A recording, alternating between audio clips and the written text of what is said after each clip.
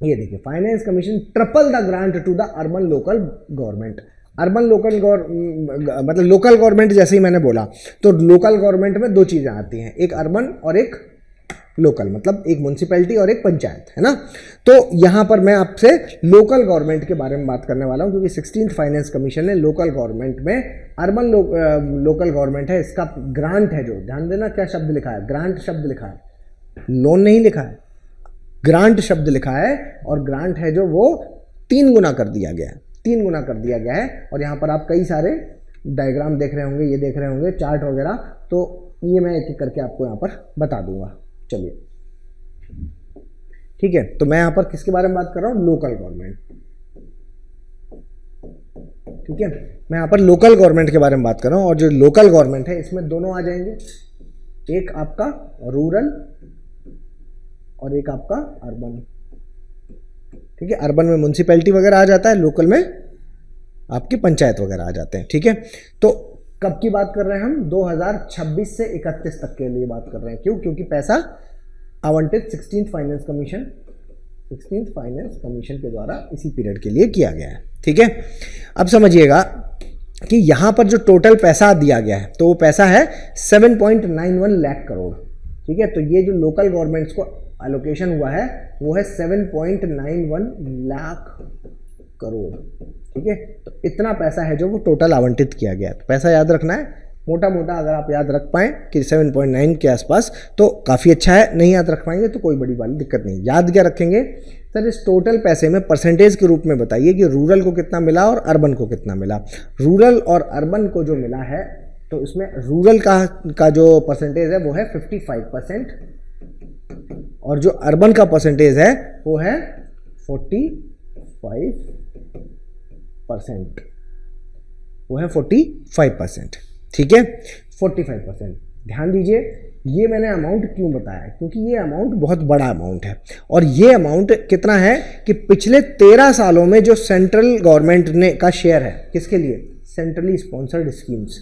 तो centrally sponsored schemes जो central government निकालती है, ठीक है, वो उसके बराबर बैठ रहा है। तो जितना हम स्कीम्स के थ्रू देते थे उतना पूरा पैसा इनको एलोकेट कर दिया गया, तो बड़ा अमाउंट यहाँ पर दिया गया है।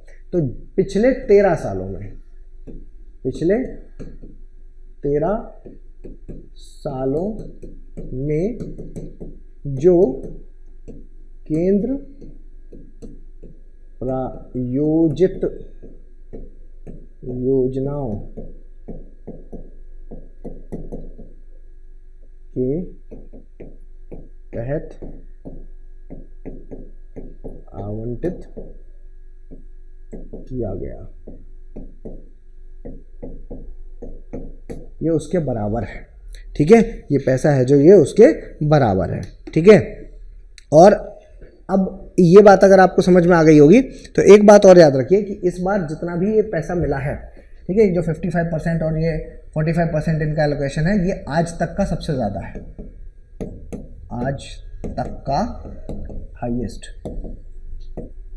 ठीक है, ये आज तक का हाईएस्ट पैसा है, ये आज तक का हाईएस्ट है। ठीक है, अभी तक का जितना भी पैसा एलोकेट होता था उसका ये हाईएस्ट परसेंटेज है जो वो इस बार मिला है।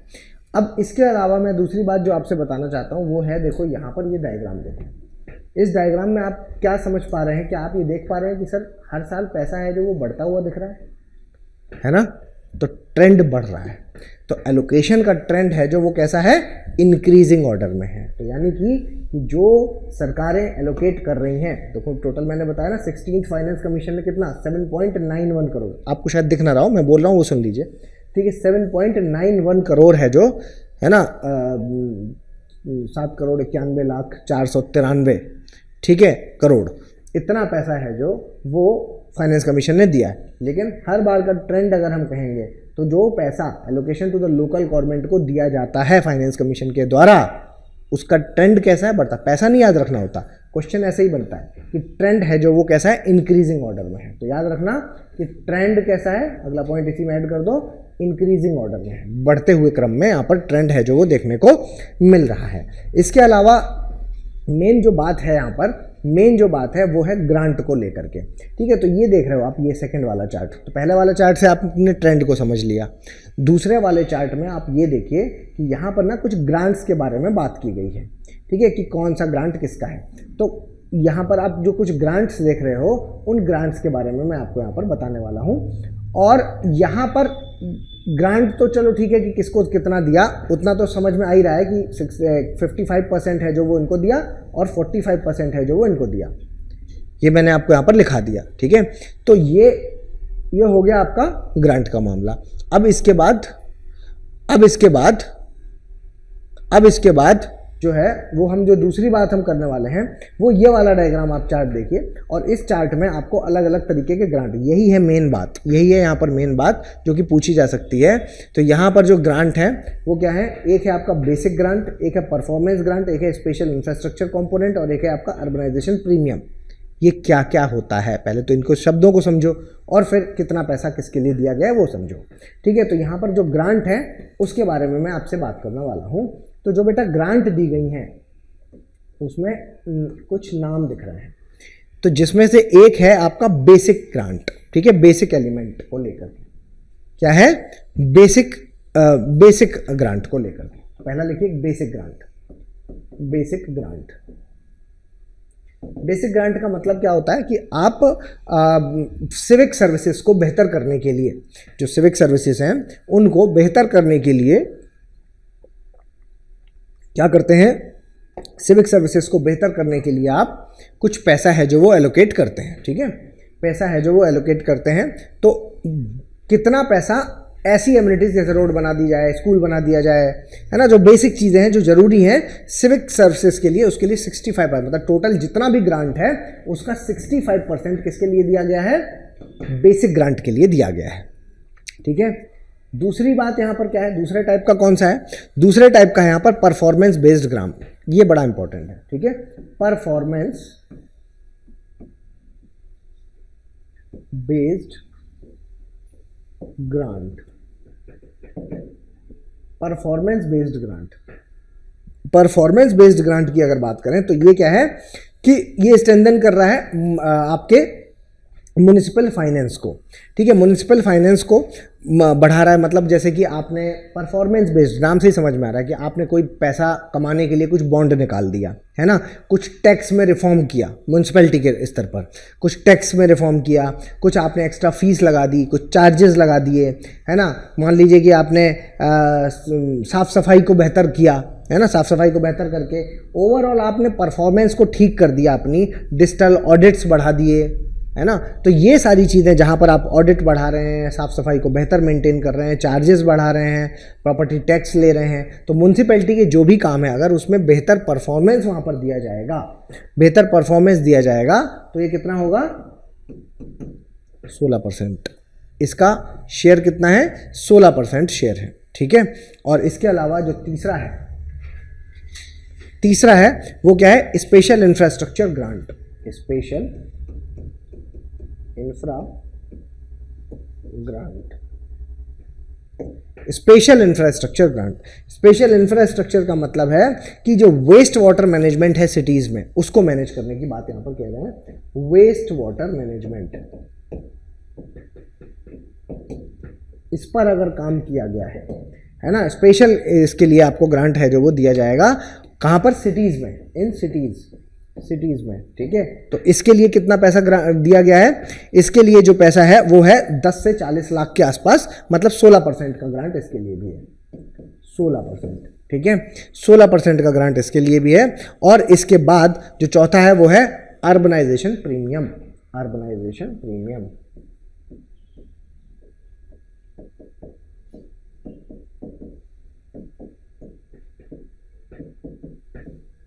ये एक नया है, तो स्टार लगा लेना, ये पहले नहीं दिया जाता था और ये एक नया है जिसमें 10,000 करोड़ रुपया दिया गया है, मतलब इसमें 3% का ग्रांट दिया गया है। इसमें क्या है, ऐसा क्यों दिया गया है, ये एक आपको पता होगा कि देखो भाई, जो शहर होते हैं और जो गांव होते हैं, ये किसके लिए है, अर्बन रूरल फ्रिंज, ये नाम सुना है आपने, अर्बन रूरल फ्रिंज,